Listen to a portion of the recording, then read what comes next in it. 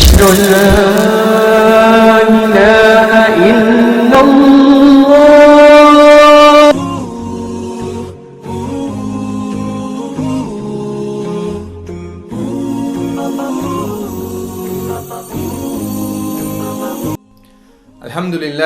Alhamdulillah Rabbil Alameen. As-salatu was-salam ala Rasulullah wa ala ahlihi wa sahbihi ajma'in. Ashhadu an la ilaha illallah wa ashhadu anna Muhammadan abduhu wa rasuluh. Qala subhanahu wa ta'ala fil Qur'an al-Majid. A'udhu billahi minash shaitanir rajim. Bismillahir rahmanir rahim. Shahru Ramadan allazi unzila fihi al-Qur'an hudan lin-nas وَبَيِّنَاتٍ مِّنَ الْهُدَى وَالْفُرْقَانِ. Assalamu alaikum wa rahmatullahi wa barakatuh. Welcome back to I Play Islam, Ramadan Reminders, and today we're going to cover Juz 14. Now, Juz 14 has two surahs in it, one Surah Al-Hijr and the second An-Nahl.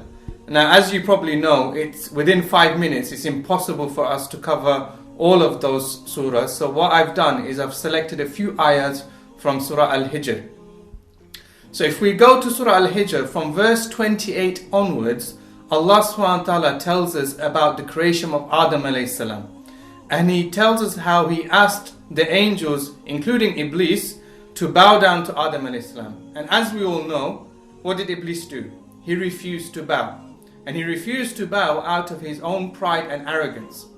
So Allah subhanahu wa ta'ala banished him and cursed him for eternity. The subsequent ayahs talk about a dialogue between Iblis and Allah subhanahu wa ta'ala.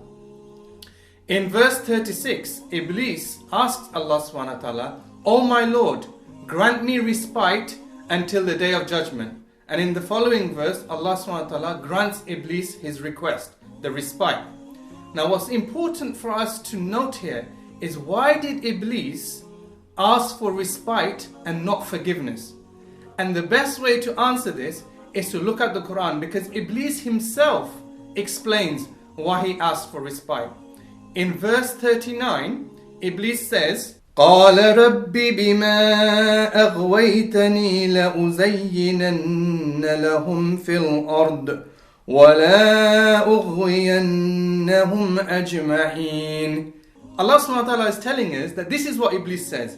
Iblis said, "My Lord, because you have put me in error, I will surely make disobedience attractive to them on earth, and I will mislead them all."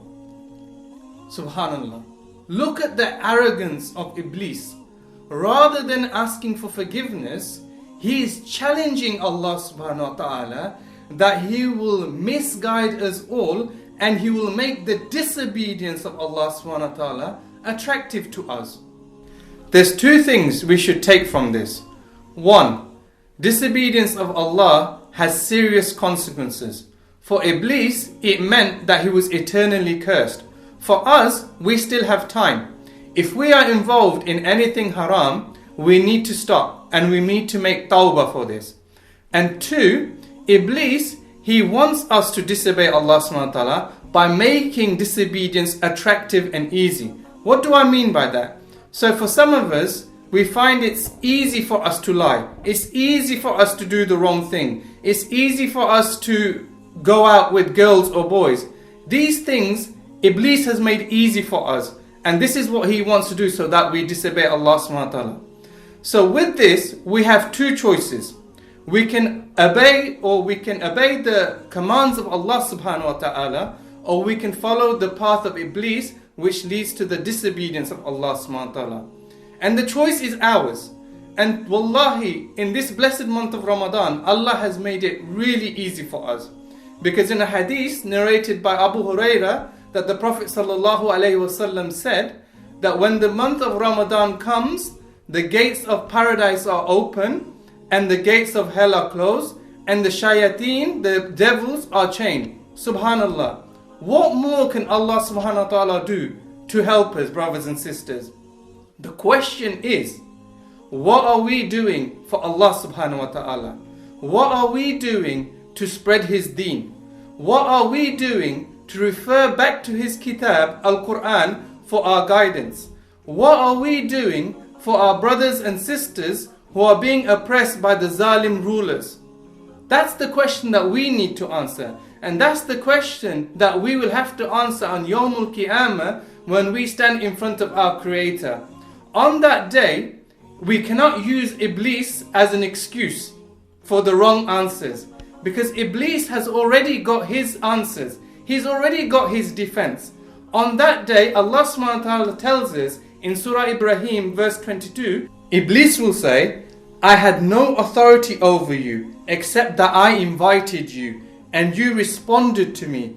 So do not blame me, but blame yourselves. We choose our own actions, brothers and sisters. Iblis only whispers, but we decide what we do, and we will be accounted for what we do.